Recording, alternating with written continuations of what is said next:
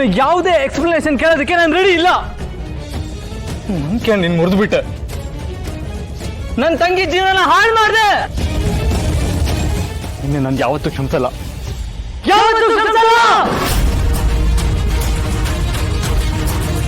So ಹಾಗೆಲ್ಲ ಹೇಳ್ಬೇಡಿ, ನಾನು ಏನು ಮಾಡಿಲ್ಲ. ಮುಟ್ಬೇಡ ಅಂದೆ.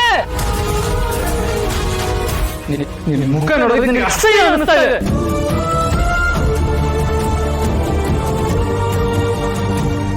ನನಗೆ ದ್ರೋಹ ಮಾಡಿ ನನ್ನ ತಂಗಿ ಜೀವನ ಹಾಳು ಮಾಡಿದ್ ನಿನ್ನ ಮುಖ ನೋಡೋದಕ್ಕೆ ನನಗಿಷ್ಟ ಇಲ್ಲ, ನನಗಿಷ್ಟ ಇಲ್ಲ.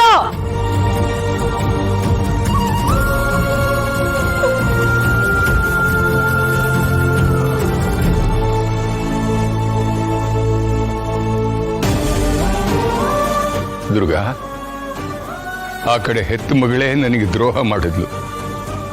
ಆದ್ರೆ ನೀನ್ ಯಾಕಮ್ಮ ಇಂಥ ಕೆಲಸ ಮಾಡಿಬಿಟ್ಟೆ? ಯಾಕೆ ತಾಯಿ?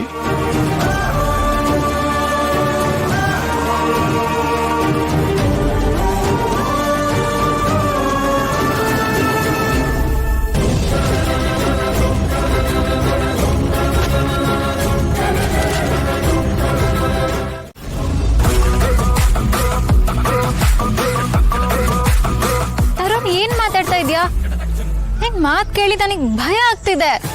ಐ ನೋ ಶಾನ್ವಿ, ನನಗೂ ವಿಷಯ ಹೇಳಕ್ ತುಂಬಾ ಬೇಜಾರಾಗ್ತಿದೆ. ಬಟ್ ನಮ್ಮ ಪ್ರೀತಿ ಉಳ್ಸಕ್ ಇದು ಒಂದೇ ಒಂದು ದಾರಿ ಇರೋದು. I know it's a very dangerous idea. But ನೀನ್ ದುರ್ಗಾ ಮುಂದೆ ಸೂಸೈಡ್ ಮಾಡೋ ನಾಟಕ ಮಾಡಲೇಬೇಕು. ನಿಜವಾಗ್ಲೂ ಏನು ಮಾಡ್ಕೊಳ್ಳೋದಿಲ್ಲ, ಬರೀ ನಾಟಕ ಮಾಡಬೇಕು. ತರುಣ್, ಇದು ಖಂಡಿತ ಸಾಧ್ಯ ಇಲ್ಲ. ಅದಕ್ಕೆ ನನ್ನನ್ನ ಸ್ವಂತ ತಗಿಗಿಂತ ಹೆಚ್ಚಾಗಿ ನೋಡ್ಕೊಂಡಿದ್ದಾರೆ. ಇಡೀ ಕುಟುಂಬ ನನ್ನ ನಂಬಿದೆ. ನಾನು ಈ ತರ ಎಲ್ಲ ಅದಕ್ಕೆ ಮೋಸ ಮಾಡೋದಕ್ಕೆ ಸಾಧ್ಯನೇ ಇಲ್ಲ.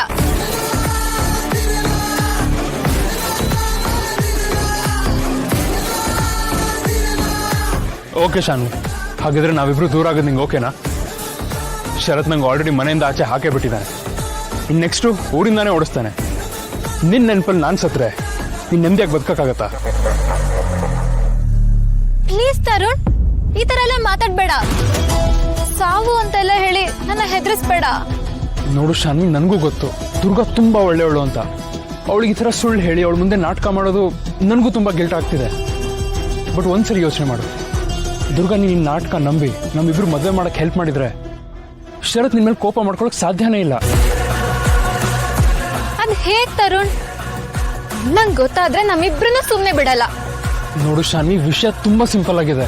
ದುರ್ಗಾನೇ ಮುಂದೆ ನಿಂತು ನಮ್ಮಿಬ್ರು ಮದುವೆ ಮಾಡಿಸಿದ್ರೆ ಶರತ್ ದುರ್ಗಾ ಮೇಲಿರೋ ಪ್ರೀತಿಗೆ ಕರ್ಗೋಗ್ತಾನೆ. ದುರ್ಗಾನೇ ಕ್ಷಮಿಸಿದ ಮೇಲೆ ಶರತ್ಗೆ ನಿನ್ ಮೇಲೆ ಕೋಪ ಇರಲ್ಲ. ಆಮೇಲೆ ಇಡೀ ಫ್ಯಾಮಿಲಿ ಮತ್ತೆ ಒಂದಾಗತ್ತೆ. ಅದಕ್ಕೆ ಹೇಳ್ತಿರೋದು ಶಾನ್ವಿ, ನೀನು ಚಿಕ್ಕ ನಾಟಕ ಮಾಡಲೇಬೇಕು ನನಗೋಸ್ಕರ. ಪ್ಲೀಸ್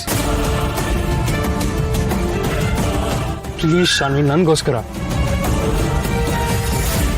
ಸರಿ,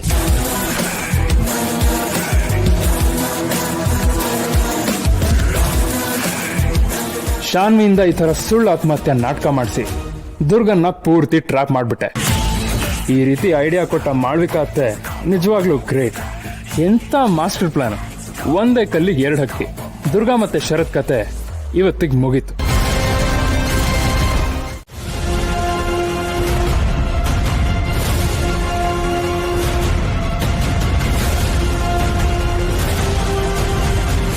ಅದೇನದು?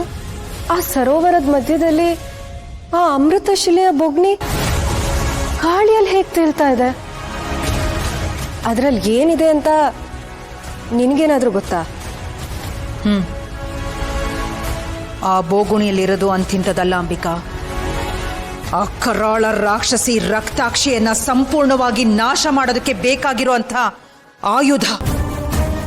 ಅಂದ್ರೆ ಇಡೀ ಬ್ರಹ್ಮಾಂಡದ ಅತ್ಯಂತ ಶಕ್ತಿ ಮಾಂತ್ರಿಕ ಚಾಕು ಅದರಲ್ಲಿದೆ. ಆ ರಕ್ತಾಕ್ಷಿಯ ವಿನಾಶ ಇರೋದೇ ಆ ಚಾಕುವಿನಲ್ಲಿ.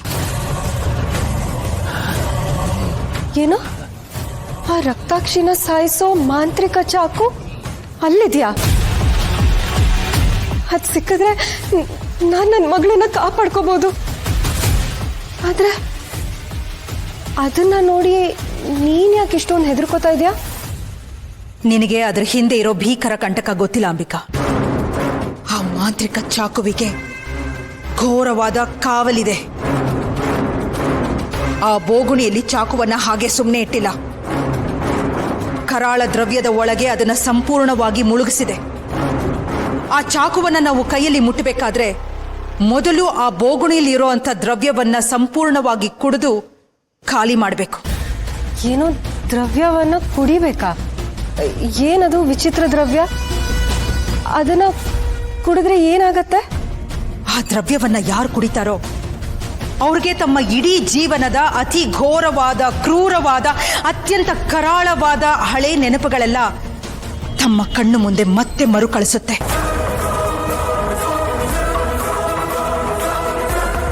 ಇದು ಕೇವಲ ಮಾನಸಿಕ ನರಕ ಮಾತ್ರ ಅಲ್ಲ ಅಂಬಿಕಾ. ಆ ದ್ರವ್ಯವನ್ನ ಕುಡಿತಿದ್ದ ಹಾಗೆ ದೇಹಕ್ಕೆ ಒಂದೇ ಬಾರಿಗೆ ಸಾವಿರಾರು ಚಾಕುವಿನಿಂದ ಇರಿದಂತೆ ನರಕ ಯಾತನೆ ಉಂಟಾಗುತ್ತೆ. ಇದು ಪ್ರಪಂಚದ ಅತ್ಯಂತ ಶಕ್ತಿಶಾಲಿ ವಿಷ ಕುಡಿಯೋದಕ್ಕಿಂತ 100 ಪಟ್ಟು ಭೀಕರವಾಗಿರುತ್ತೆ.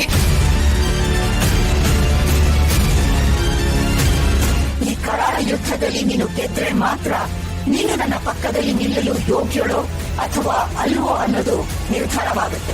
ಅಷ್ಟೇ ಅಲ್ಲದೆ ನನ್ನ ಮಾತನ್ನು ಮೀರಿದಕ್ಕಾಗಿ ನಿನ್ನ ಮೇಲಿರೋ ನನ್ನ ಎಲ್ಲ ಕೋಪವನ್ನು ಮರೆತು ನಿನ್ನನ್ನು ಮತ್ತೆ ನನ್ನ ಸನ್ನಿಧಿಗೆ ಅತ್ಯಂತ ಗೌರವದಿಂದ ಸೇರಿಸಿಕೊಳ್ಳುತ್ತೆ. ಇಲ್ಲ,